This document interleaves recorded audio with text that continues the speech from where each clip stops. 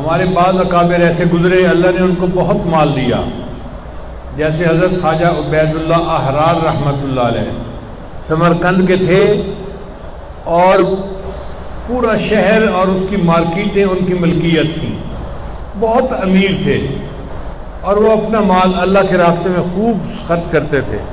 ان کا ایک مشہور واقعہ ہے کہ مولانا جامی رحمۃ اللہ علیہ ایک بڑے عالم تھے، وہ استخارہ کرتے رہے کہ میں کس سے بیعت کروں، کس سے بیعت کروں، تو خواجہ عبید اللہ احرار کا نام آتا تھا، تو وہ چل پڑے کہ میں خواجہ عبید اللہ احرار سے جا کر بیعت ہوتا ہوں۔ چنانچہ حضرت خواجہ صاحب ایک جگہ بیٹھے تھے، اب چونکہ اللہ نے ان کو خوب مال دولت دی تھی تو وہ جہاں بیٹھتے تھے نیچے قالین بچھائے جاتے تھے، اور ان کے جو جانور تھے نا ان کی جو کیلیں تھیں وہ سونے کی بنی ہوئی ہوتی تھیں۔ ہمارے ہاں تو لوہے کی کیلیں گاڑتے ہیں نا جانور باندھنے کے لیے، اور خیمے کی جو میخیں ہوتی ہیں وہ بھی لوہے کی ہوتی ہیں، مگر ان کو اللہ نے اتنا دیا تھا کہ ان کے مریدوں نے ان کی خیموں کی جو کیلیں تھیں وہ سونے کی بنائی تھی کہ زنگ نہ لگے اور خراب نہ ہو۔ اب مولانا جامی رحمۃ اللہ جب گئے تو بڑے حیران کہ یہاں تو بہت ہی عجیب معاملہ ہے، میخیں بھی سونے کی بنی ہوئی ہیں اور نیچے قالین بچھے ہوئے ہیں اور اوپر بیٹھے سب لوگ ذکر اذکار کر رہے ہیں۔ تو انہوں نے یہ ساری جو ہے دنیا کی نعمتیں دیکھ کے ایک شعر پڑھا، نہ مرد اس آن کہ دنیا دوست دارد، وہ مرد نہیں ہوتا جو دنیا کو دوست رکھے، وہ ولی نہیں ہو سکتا۔ تو انہوں نے یہ الفاظ پڑھے اور ملے بغیر واپس آ گئے کہ جی اس پیر سے کیا ملنا کہ جس کے پاس اتنی دنیا ہے، اپنا وقت ضائع کرنے والی بات ہے۔ نہ مرد اس آن کہ دنیا دوست دارد، وہ ولی نہیں جو دنیا کو دوست رکھے، یہ کہہ کر واپس آ گئے۔ اب واپس راستے میں تھکے ہوئے تھے تو ایک مسجد میں وہ لیٹ گئے آرام کرنے کے لیے۔ جب لیٹ گئے تو انہوں نے خواب دیکھا کہ قیامت کا دن ہے اور مولانا جامی کھڑے ہیں اور لوگ ان سے اپنے حقوق کا مطالبہ کر رہے ہیں، اور مولانا پھنسے ہوئے ہیں، اور ان کو لگ رہا ہے کہ آج تو مجھے جہنم میں ڈال دیا جائے گا، مطالبہ کرنے والے اتنے لوگ ہیں۔ بہت گھبرائے ہوئے تھے، بہت پریشان تھے۔ اس پچھتاوے اور پریشانی کے عالم میں ایک آدمی گھوڑے پر سوار جا رہا تھا، تو مولانا جامی رحمۃ اللہ نے دیکھا تو وہ حضرت خواجہ عبید اللہ احرار تھے۔ قریب آئے تو خواجہ صاحب کھڑے ہو گئے اور پوچھنے لگے لوگوں سے کہ یہ بندے کو کیوں دوسرے پریشان کر رہے ہیں؟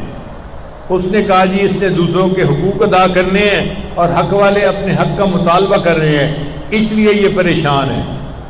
تو خواجہ عبید اللہ رحمۃ اللہ نے کہا کہ اچھا ہمارے جو اعمال نامے میں نیکیاں لکھی ہیں نا اس میں سے اس کا حق ادا کر دو، اور ان کے جو بندے ہیں ان کو حق دے دو تاکہ وہ مطالبہ چھوڑ دیں۔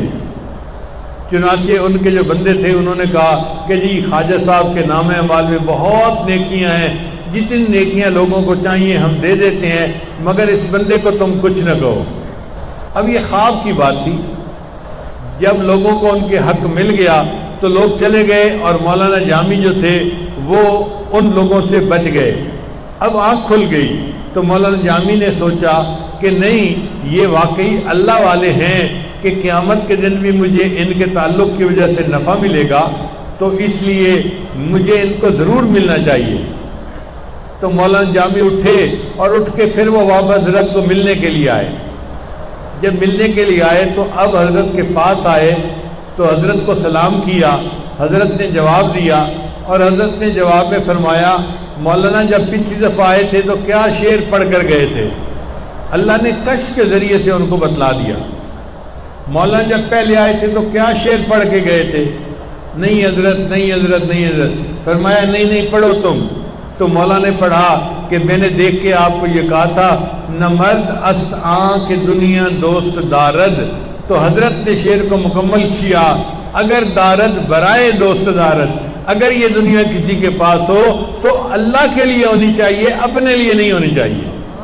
تو اللہ والوں کے پاس اگر دنیا کا مال ہوتا ہے تو وہ اس کو صرف اپنی ذات کے لیے استعمال نہیں کرتے، اللہ کے دین کے لیے استعمال کرتے ہیں اور اللہ کے بندوں کے لیے استعمال کرتے ہیں۔ اس لیے ایسا بندہ جس کے دل میں مال کی محبت نہ ہو، اگرچہ وہ کروڑوں پتی ہے پھر بھی وہ زاہد کہلائے گا۔ اور کچھ لوگ ہوتے ہیں جن کے پاس پھوٹی کوڑی نہیں ہوتی مگر وہ دنیا دار کہلاتے ہیں، اس لیے کہ ان کے دل میں دنیا کی محبت ہوتی ہے۔